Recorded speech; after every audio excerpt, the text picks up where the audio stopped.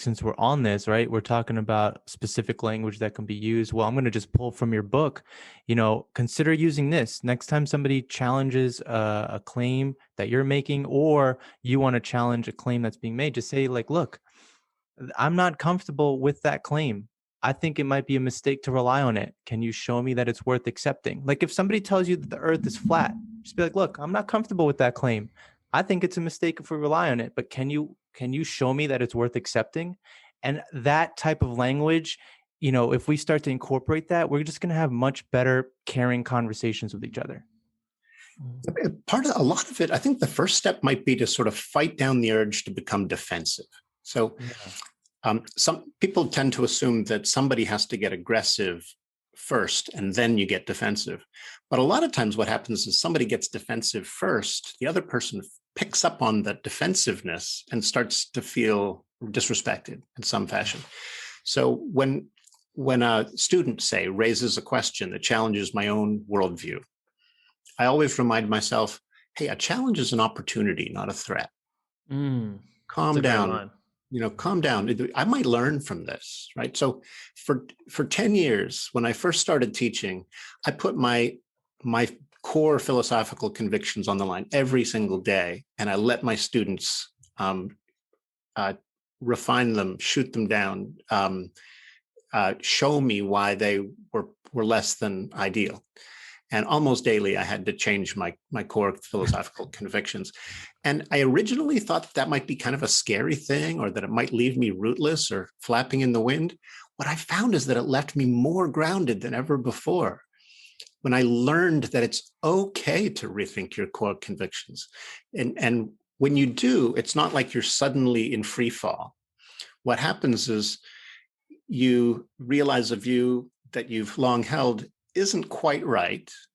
It's got some truth to it in all likelihood, but you really have to frame it more carefully if you want to hang on to it. And by the time you're done reframing it, sometimes it's a different idea, and you've let go of the earlier one. But the fall, from the original idea to the new version, is often quite modest, and it almost never harms you. It almost always represents a growth rather than a defeat.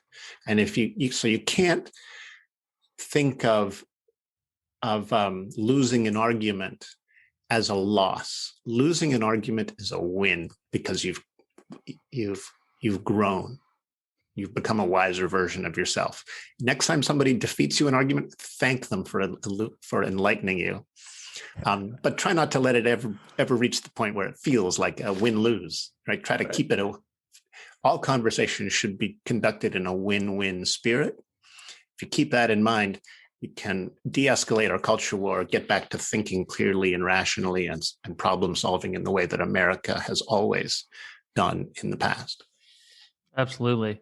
Yeah, I was going to use that exact expression, thinking of it in terms of a win-win instead of a win-lose. I think we're not at a point right now where many people are operating from a place of humility. I think of even myself in conversations I've gotten into my family with, or friends with, heated conversations over the last year. And, the spirit of the conversation hasn't been, let's each put our evidence on the table and figure out how we can arrive at a better truth collectively. It's frankly been, some of these conversations have been one of us trying to get the one up on the other. And that never works. Even, it never works at the societal level, and it never works at the interpersonal level. You really don't want to, especially when you're talking with people you care about, you don't want to win an argument. You want to come to a better understanding together. It's just healthier for the relationship, I think. Yeah, and a really good rule of thumb on that is when somebody expresses a view that's different from yours and that just seems wrong, just instead of objecting, just ask for clarification. Just say, tell me more about that. Can you help me understand why that's true? Can you help me understand why you believe that? Because if you're right, or if you have a piece of the truth here that I'm overlooking, I'd like to understand that better. One of my philosophical heroes, Socrates, would wander around, strike up conversations about deep philosophical questions. This is an ancient Greek guy, right, going back thousands of years. But he'd basically say, oh, so that's what you think justice is? I'd love to learn more about justice. Tell me more.